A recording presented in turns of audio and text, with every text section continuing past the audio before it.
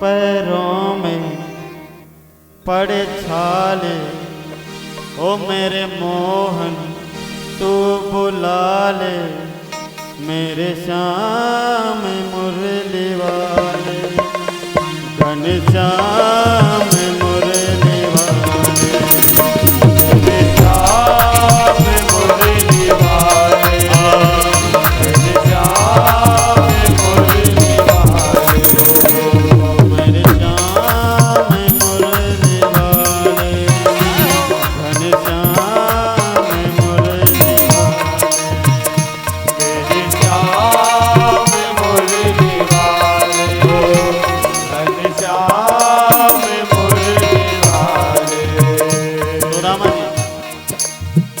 आज मन में एक उमंग लेकर के जा रहे हैं कि आज मैं अपने बचपन के मित्र कन्हैया से जाकर के मिलूंगा, अपने मित्र से जाकर के मिलूंगा, अपने सखा से जाकर के मिलूंगा।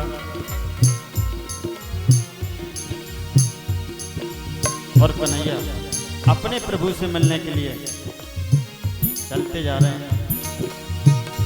पैरों में पड़े छाले, पैरों पड़े छाले, ओ मेरे मोहन तू बुला ले, मेरे श्याम मुरली वाले, ओ मेरे श्याम मुरली वाले, ओ मेरे श्याम मुरली वाले, ओ मेरे श्याम मुरली वाले।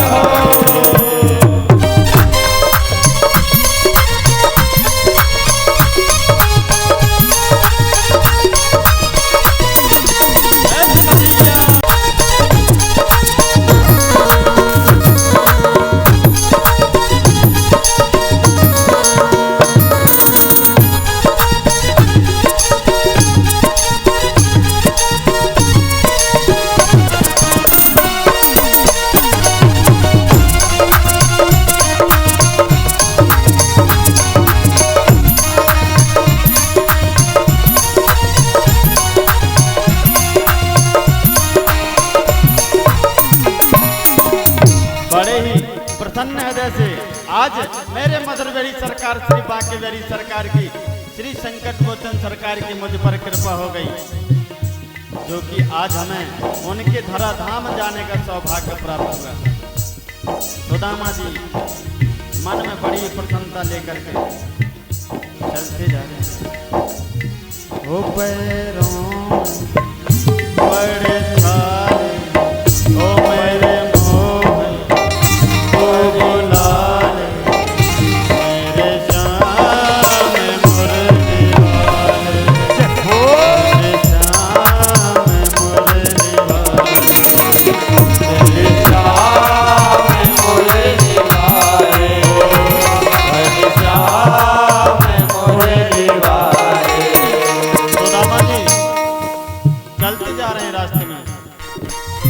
वृद्धावस्था है, चलती भी नहीं बन रहा है, छाले पैरों में पड़ गए, रास्ते में एक नदी पड़ गई।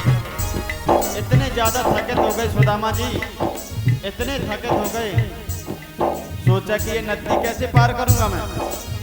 चलो शाम का समय हो गया है, आज इसी पेड़ के नीचे विश्राम कर लेता हूँ और कल प्रातः काल ही नदी को पार करके मैं अपने कन्हैया से, अपने मित्र से मिलने के लिए जाऊंगा। भोजन करने के लिए कुछ था नहीं, क्या खाएं रात्रि में। सुदामा जी कन्हैया कन्हैया का भजन करते हुए वहीं पार में लेट गए हैं कि सुबह मैं नदी पार करूंगा। मेरे मधुरवेली सरकार लेटे हुए हैं और रुक्मणी मैया उनके पैरों को दबा रही हैं, रुक्मणी मैया उनके पैरों को दबा रही हैं। कन्हैया ने अपना पीतांबर ऐसे उठाया और आंखों में डाल लिया, सिर में डाल लिया। रुक्मणी ने देखा कि आज परब्रह्म परमात्मा साक्षात ईश्वर ये क्या हरकत कर रहे हैं, आंखों में पर्दा क्यों डाल रहे हैं। रहा नहीं गया रुक्मणी मैया से पर्दा को चेहरे से हटा दी। अरे स्वामी आप सो रहे हैं, स्वामी आप सो रहे हैं।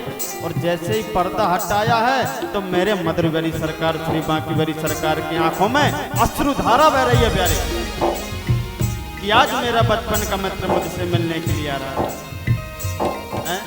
कितनी कठिन परिश्रम झेल करके, लेकिन एक मुझ में ही अपना मन लगाए है। मैं कहता हूँ continuity hard work is only one way of success. लगातार प्रभु के चरणों से लगे रहिए, एक न एक दिन सफलता जरूर मिल जाएगी प्यारे, जरूर मिल जाएगी। मेरे शाम में मुरली वाले हो,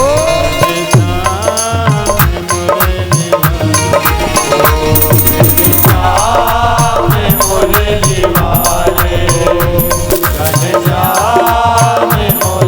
वाले, सुदामा जी को नींद नहीं आ रही है, कन्हैया का भजन कर रहे हैं। इतनी खुशी है कि अब मैं द्वारकापुरी पहुंचने वाला हूं। कन्हैया की कृपा हुई, सुदामा जी को याद भी नहीं रहा कि कब सुदामा जी इस पार से इस पार आ गए। मैं कहता हूं करत सदा तन के रखवारी, जिम बालक राखे मातारी। जो भी भगवान का भक्त होता है, भगवान की शरण में होता है, करत सदा तन के रखवारी। हमारे संकट मोचन सरकार उस भक्त पर ऐसी कृपा करते हैं जिस प्रकार माता अपने पुत्र की रक्षा करती है। और जैसे ही सुदामा जी ने देखा, अरे मैं तो उस पार था, इस पार कैसे आ गए? अरे मेरे कन्हैया की मुझे याद आ गई, मेरे ऊपर कृपा होने लगी। मेरे सामने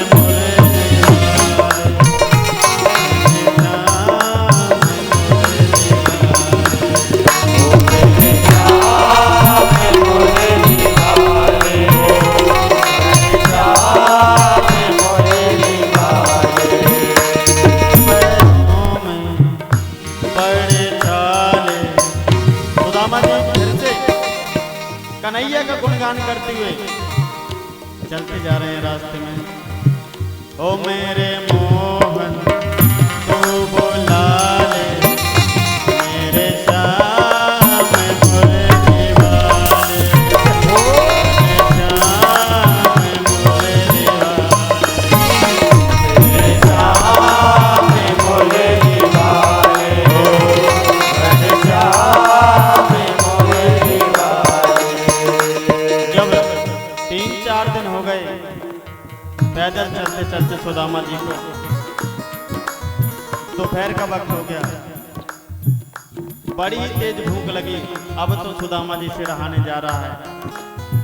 एक पेड़ के नीचे बैठ गए, कन्हैया कन्हैया करते जा रहे हैं।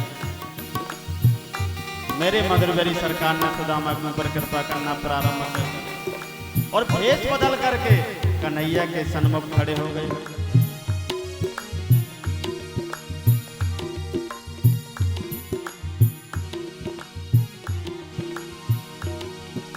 और जाकर के कहने लगे, अरे भैया महाराज, अरे पंडित जी कैसे सुनसान जंगल में बैठे हो?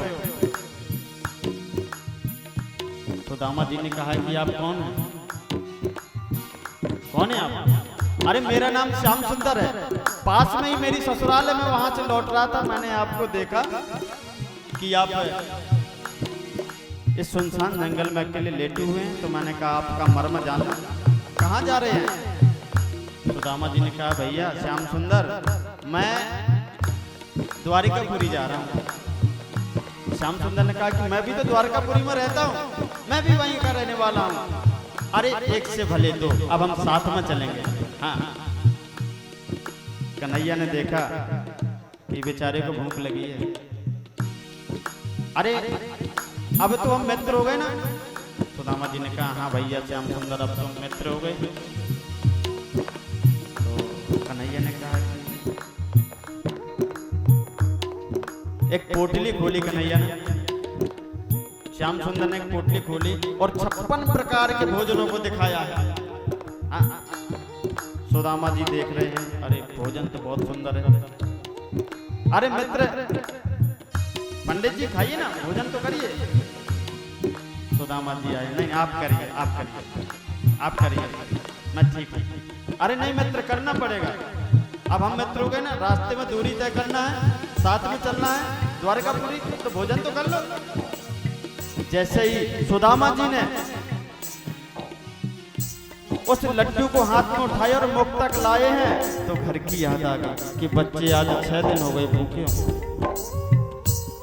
नहीं मित्र, मैं नहीं खाऊंगा, रख दिया नहीं। कन्हैया ने सोचा कि इसको इसके घर की याद आ रही है, इसलिए भोजन नहीं कर रहा है। कन्हैया जी ने बुद्धि चलाई। हाँ, अरे भैया पंडित जी कहाँ के रहने वाले हो? बोले हम फलाने जगह के कुंदनपुर के रहने वाले हैं। अरे आप जहाँ जा रहे हैं ना, वहाँ की राजा द्वारकाधीश है, कन्हैया है, उन्होंने सब कहीं उनके यहाँ इतना बड़ा यज्ञ चल रहा है, श्री राम महायज्ञ चल रहा है, उन्होंने सब कहीं सूचना दी है कि किसी के घर में 7 दिन तक चूल्हा ना जले, सभी के घर में चूल्हा न्योत का निमंत्रण दिया गया है। हाँ, और दोनों टाइम सभी के यहाँ भोजन पहुँच रहे हैं। आप कौन गांव के हैं? सुदामा जी ने बताया भैया मैं फलाने गांव का हूँ। तो हमने ऐसा सुना है कि कोई सुदामा नाम का मित्र है, उसके यहाँ तो रथ भर के सामान पहुँच रहा है। हाँ, रथ भर के सामान पहुँच रहा है। सुदामा जी ने कहा कि सही बताओ। बोले हाँ। अब तो सुदामा जी ने भोजन किया है, दोनों लोग बड़े प्यार से भोजन कर रहे हैं और अपने मित्र के साथ में, हाँ, श्याम सुंदर के साथ में द्वारकापुरी की ओर जाने लगे हैं। मेरे श्याम मुरली जय हो,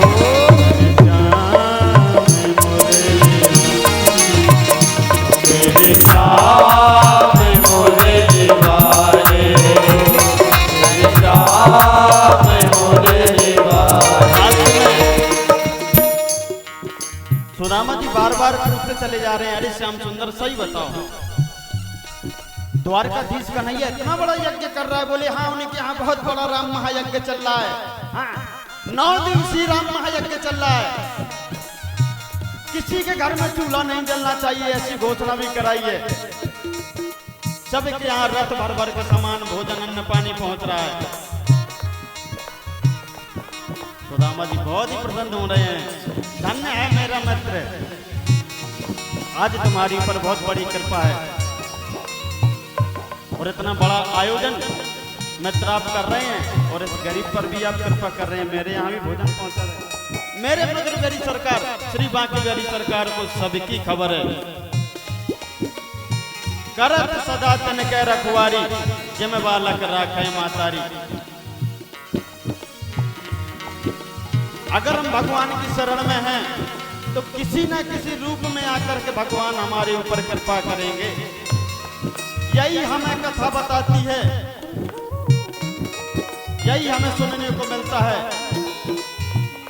कि यह श्री राम महायज्ञ का आयोजन चल रहा है, जहाँ 33 कोटि देवी देवता पधारे हुए हैं। यह श्रृंगी ऋषि महाराज की तपोस्थली श्री धाम खरेला है, संकट मोचन धाम है, जहाँ परिक्रमा मार्ग से ही, परिक्रमा करने से ही लोगों को कल्याण हो जाता है, कथा सुनने से ही कल्याण हो जाता है। आज मेरे मधुर बेरी सरकार परब्रह्म परमात्मा अकारण करुणा वर्णालय अपने मित्र सुदामा के ऊपर कृपा कर रहे हैं और श्याम सुंदर बन करके, सखा बन करके रास्ता बताते हुए चले जा रहे हैं। प्यारे ओ मेरे